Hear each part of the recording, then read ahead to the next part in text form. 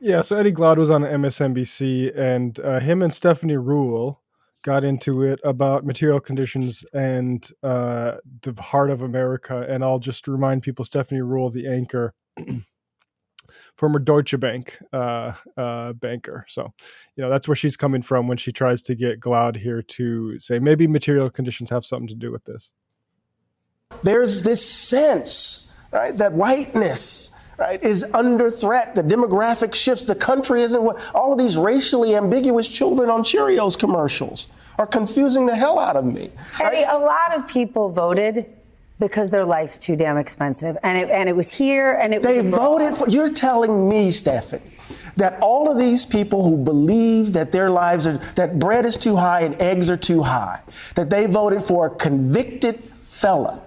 A guy who said we can grab the pea. I think that a lot. They voted for this listen, guy. I'm not defending it, but I think there are tons of people that don't pay attention to, and I'm not defending it, don't pay attention to politics at all. But while we live in the most prosperous country in the world, people are saying life's not fair. I'm not doing well. My son's still living in the basement. I can't seem to get a job. I don't like the status quo. I'm voting for something else. And he was I the person. love you to life. I love you, but I do not believe that.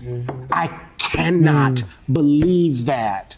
And the reason I think you believe it is because you don't want to believe that that's what's really motivating them. That's where we have a real big fucking problem, I will say. Sorry, Eddie Glaude. When you insinuate that the people that are pointing to material conditions are doing it because they're insensitive to racism, go fuck yourself back to Princeton.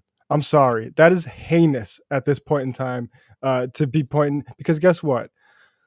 I mean, I don't know how we have to explain this to Princeton professors, but the Democratic base traditionally, before this last election, was lower income. Who's more sensitive to the cost of living crisis we're fucking talking about? So the message, the economy sucks, is different for different constituencies. You had Kamala Harris, like we said, running out there with Ricky Martin and Oprah saying, Mark Cuban's opportunity economy, get in where you fit in. Yeah, figure out how to get some crypto so you can, ride the next wave. I mean, unbelievable. And it's like the thing that I don't get here, because like Eddie, nice guy in terms of like the off-air time of getting him hooked up to do a Majority Report interview, had him on for his book Democracy in Black. Your whole bit, the whole like focus is Democracy in Black. I believe that's maybe I'm misremembering the book's name, but anyway, this idea that there is a sort of definite dark heart at the core of America here. And then at the same time, like, why are you the one surprised and telling people to slow down and deal with it? Like, I saw Nicole Hannah-Jones, I think that's her name, say like, if you pass over Kamala, that's a massive insult to your voters. And then also after Kamala loses, saying, of course, this country wouldn't elect a black person. And it's like, which way is this here? Yeah. Why is and Sonny Hostin too saying like, look, everyone wants to do recriminations on the Democrat, but can't we sit down and think about why people voted for a felon? No one cares. No one cares about none of that shit, Sonny. People are worried about their goddamn rent. Like, and it's like, no, like, and you know what? The people who need to like slow down and all of a sudden, oh wow, the Republicans can turn out voters. This has happened. This happened with Nixon in 1968. Actually, Nixon, when he ran for Senate in California, it was, how could this uncouth guy, it happened with Reagan. It happened with Reagan. The Bedtime for Bobo, the actor who's in the Westerns, how could this country do this? It happened with George Bush, the fail son. Oh, like, you don't have a beer with him? Yeah. It happened with Donald Trump the first time. And so, yes. And you know what? This was a heinous campaign he ran. J.D. Vance is despicable. In 2016, it came out that one of the most heinous like clips that I could think of, the hot mic where he says, I moved on her like a bitch, grab him by the pussy. That came out, and this country elected him. So I am not surprised that there is a certain appetite for that here. That's why there is an urgency for this Democratic Party to not take people for fucking granted when they have bills staring them in the face and telling them, hey, maybe some crypto. Hey, maybe in certain municipalities you can get a tax grant for a first-time family. What the fuck are we talking about? And it's just like the massive gap. The ad that all the sort of APAC people are pointing to, like say we need to throw trans people under the bus. The Mm-hmm. she's for they, them, he's for you. The problem with that is that there was nothing for you. There was no wider thing. And what Trump Mm-hmm. was offering was heinous. It was, we're going to get the criminal migrants out who are very scary, and that's going to make your job pay better. And there was nothing to counter that from the Democratic side. No, like, and it's like they want to give trans health care or abortion, like, right? It's like, let's protect abortion rights. Abortion rates are going down the fucking drain because of your complacency. So we need to be giving people something. People will only turn, a certain number of people will turn out to protect abortion rights. They did. Congratulations. You got more votes than Hillary Clinton. Great. You need to be giving people someone, which Joe Biden fucking failed to follow through most of it, but at least there was stuff there. I mean, there was a public option. At least when in 2020 they're saying like, what about this trans criminal healthcare reassignment? It's like, bro, how Yeah. about public option? What the fuck are you talking about? All that stuff was removed, and so there was, and so like Bobby Kennedy's Make America Healthy extravaganza was the main policy on healthcare besides staying where we were with Obamacare. And on migration, it was just that, hey, by the way, Trump is right about everything he's saying about immigration to this country. We just think that he's not going to be as good as he says he's going to be. We will He's not probably do it better. sincere. He's not actually sincere. He just wants a campaign issue. And now it's like, well, look, you should have known that he was going to actually come for your families. Your whole thing was he's not sincere and just wants a campaign issue on it. Yeah.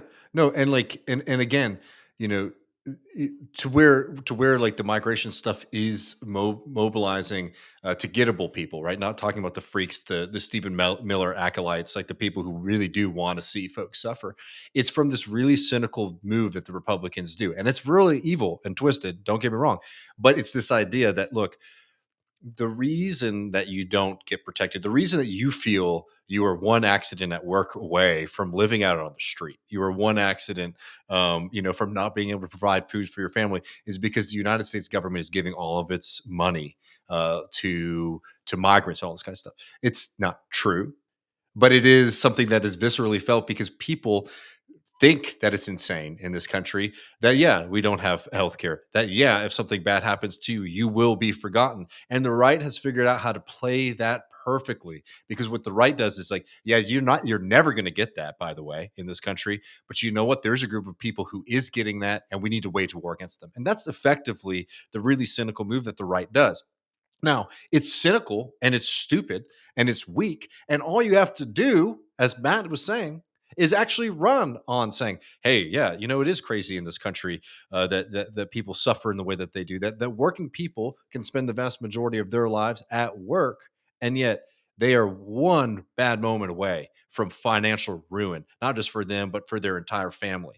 And if something bad happens to you, we don't think that we should throw people out on the street so that your landlord doesn't have any interruption in their rent in their rent payments that they're getting from you. No, we'll create more protections for renters and for people in this country, right? All of these things you can pivot on and you can beat them on. But instead, what we get every 4 years is exactly what was in that clip, and it's retro, right? In a way, right? That's unique to this election, but it's the same thing after 2016. It was the same thing in previous elections, where instead of listening to all these people who are saying, we are drowning, please get us out of the water, right? It is this big wag of the finger from these well-off people in media who say you don't actually understand the problems and you're actually racist and bigoted and whatever else is going to fit this narrative this election. The funny thing is, Eddie was in 2016 arguing that black people should withhold their vote from Hillary Clinton. I believe, maybe I'm getting this wrong, but I'm pretty sure this was right.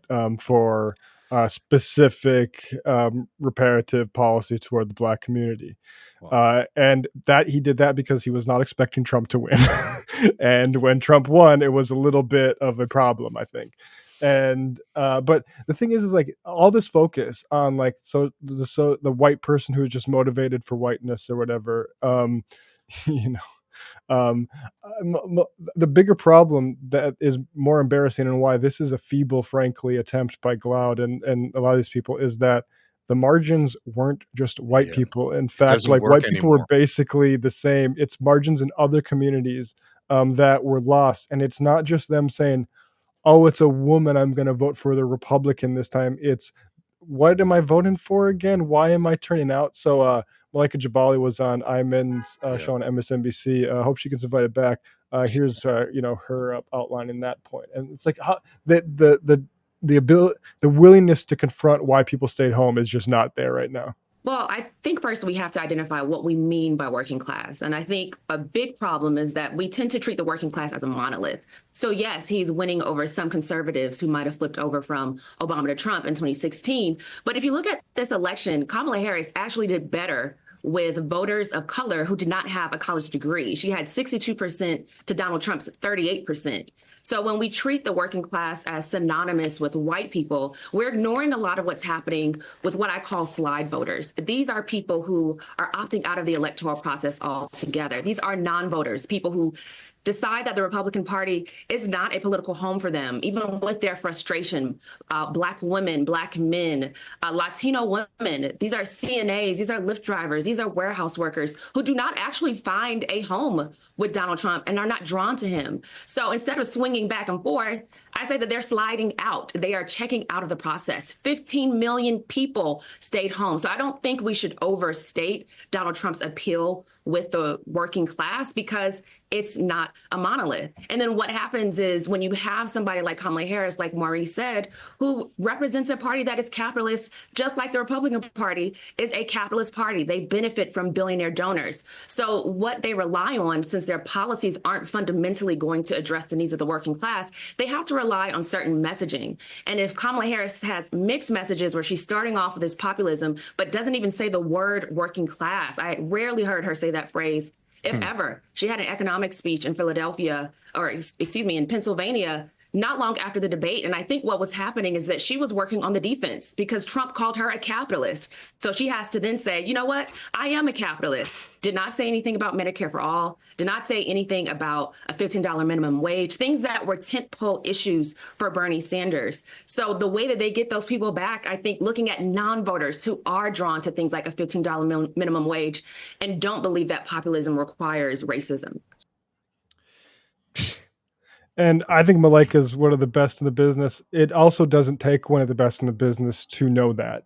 Yeah. Everyone knows that about the quote unquote swing voter. It's not the person like what's his name in the red sweater in 2020 that Oh, was like something Bone. Yeah, Tim yeah, Bone. Ken Ken Bone. Bone. It's Ken not, Bone. it's not Ken Bone who's legitimately like wavering and just a fan Yeah. of both of them. It's people that definitely slide one way or the other and Mhm. are deciding if it's worth their fucking time to go turn out to vote. And it's Yep. like, and it's crazy because like at their best, liberals understand the thing that like, hey, if you close a polling place in a certain type of neighborhood, that's going to cause a huge or a percentage of votes to shut down. And it's like we don't understand why running on Mark Cuban's shit Voter suppressant. and there being Gaza genocide going on, that is like no, it's probably actually if you look at the exit polls, they said it was the economy, so clearly Gaza does have nothing to do with it. Like, okay, man, sure, tell yourself that.